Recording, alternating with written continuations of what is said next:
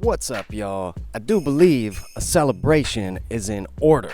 This is gonna be video number 200. That's a lot of videos. So today I thought it would be fun to just hang out and smoke a nice cigar and take a walk down memory lane. So the past couple of weeks, I've been digging up all my old computers, all of the old hard drives, the external drives, the thumb drives, even the data CDs and DVDs. And on one hand, I'm kind of relieved that a lot of that stuff never actually got released. But on the other hand, there's a lot of really cool ideas and stuff in there that I wish I would have followed through with. And back then I wasn't the most organized producer. You know, there's Untitled 56 and it goes from there. So since I've been going through all my old dirty laundry and cleaning my room, so to speak, thought it would be cool to give one more little once over to see if any of these mixes can be salvaged before they hit the trash can for good. So the first thing we're going to look at is some recordings that I made at our family jam sessions. So this includes my Uncle Tom DePaulo on the bass, and my dad playing keyboards, and our friend Kevin Crowley on the drums.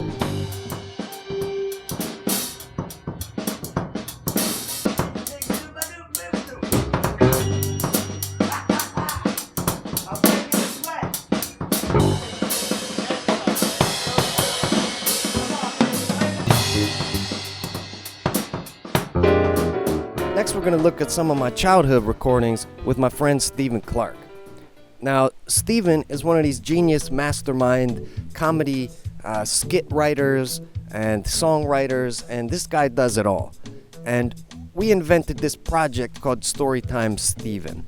And so this was meant to be like a spoof of like children's musical TV shows. And so we took that same kind of format with the good-hearted Christian guy on the guitar, and we kind of flipped it and made it about, racy topics and, edgy stuff. And I added a bunch of wacky psychedelic sound effects to it.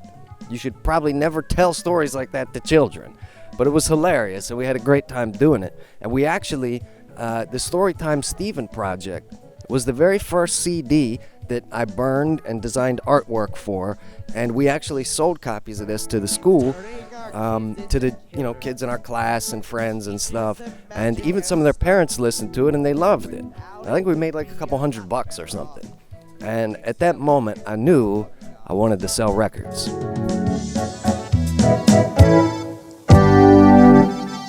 Kumbaya, my lord, kumbaya. Figgle, faggle, figgle, my lord, figgle, faggle, do. So me and Steven did like 2 or 3 of these things, and the next project we're going to look at was created by me and my buddy Thomas Dickey. Great bass player, classically trained guy, and we wrote like a bunch of stuff within like an hour of our first session getting together. One of these collaborative works is a tune called Sinfonia.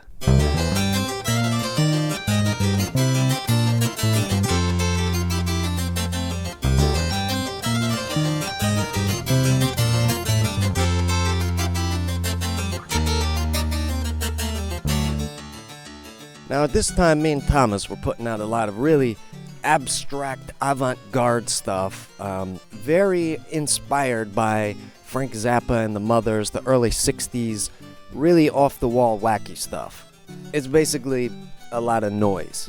Not a whole lot of songwriting and melody, although there's a couple tunes that I still love to this day and I still listen to, and it has such a cool sound, and it's so different. It's like, yeah, we can do basic music, but that's not really a challenge for us, big galaxy-brained musicians. One of my favorite tunes that we wrote together around this time is called Chocolate Chips and Grits.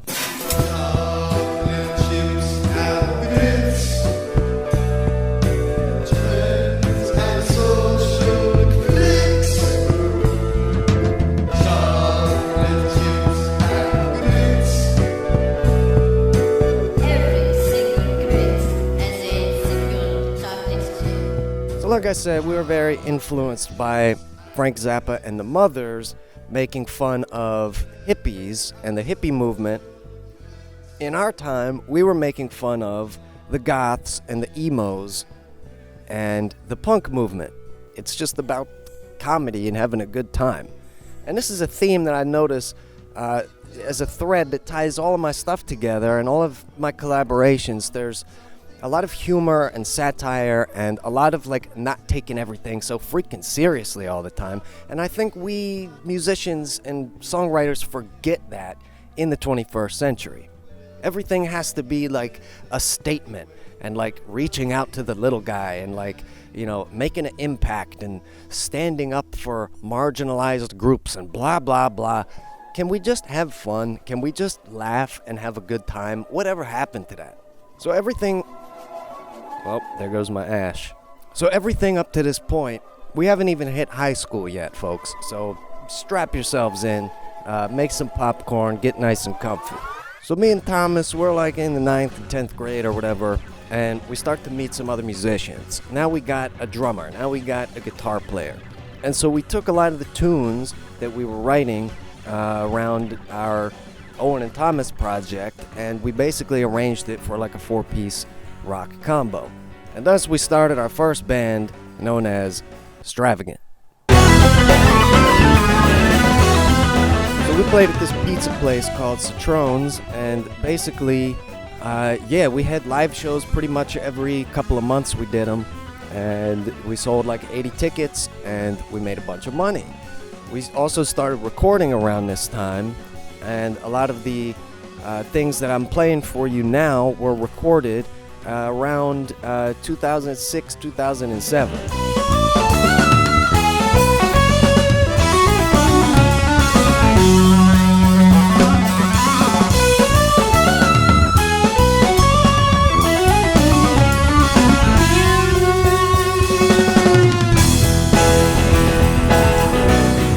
Definitely a step up from what we did with Storytime Steven. Now we had a catalog of like 5-6 CD projects, and we would pass them out at the venue, and people would check off what they wanted.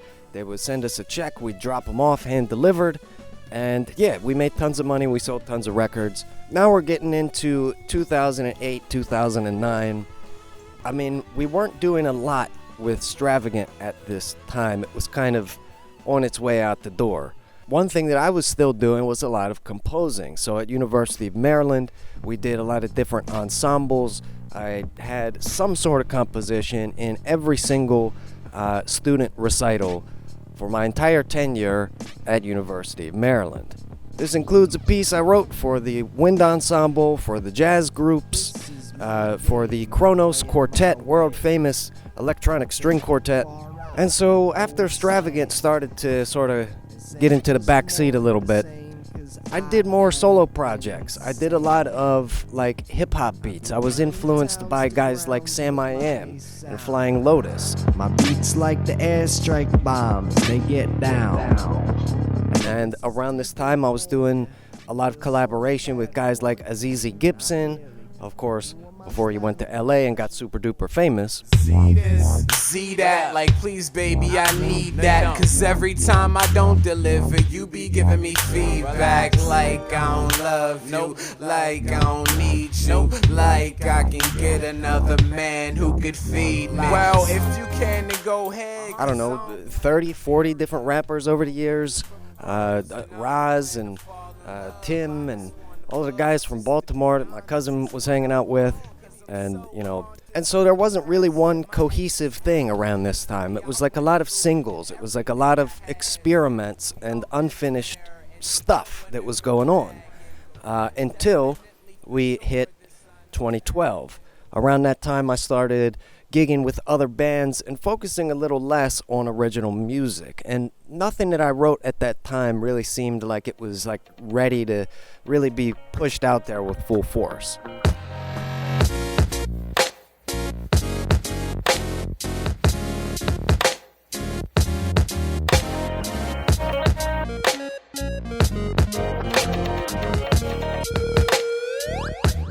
And that leads us to Manifesto.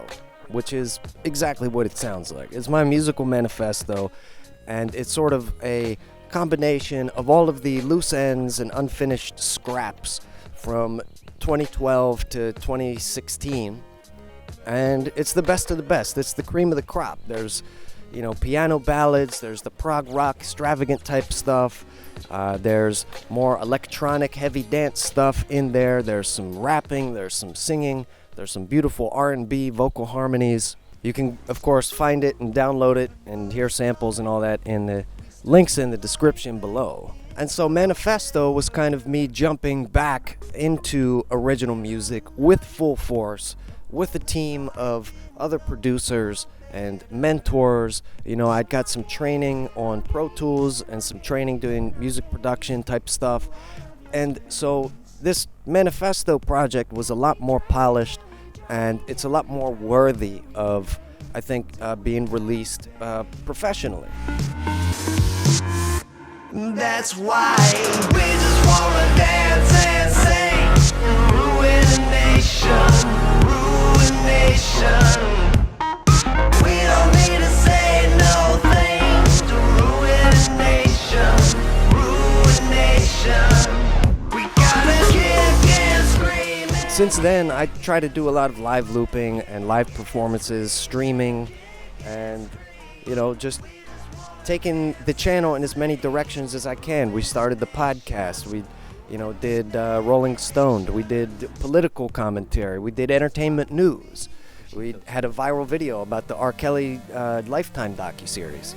And after all that, here we are at video number 200. And I hope you all have enjoyed this little smorgasbord with me today. Like I said, I'm going to be finding out whatever the best stuff is out of all of this old junk and releasing it on a new project called Out of the Vault. And I hope you all have enjoyed your cigar as much as I have. And make sure you hit that like button if you're feeling the threads, and subscribe to this channel if you want to see video number 201 and beyond. And the rest is history, folks. Let me know in the comments down below, is there anything that you really enjoyed from the old days, you know, the dark ages? Is there anything you really liked from that point that you would like to hear more of? Is there any sort of comments or feedback that you would like to give to the channel so that we have, you know, a better idea of what we're doing moving forward here? I definitely have some ideas, but, you know, great content is never made in a vacuum, folks. You always need feedback. You always need, you know, audience participation. Even Frank Zappa knew that. So my ashes are long. The sun is getting ready to set, and I'm gonna get on up out of here. Hope you all enjoyed this video, and I will see you guys on the next one. Peace.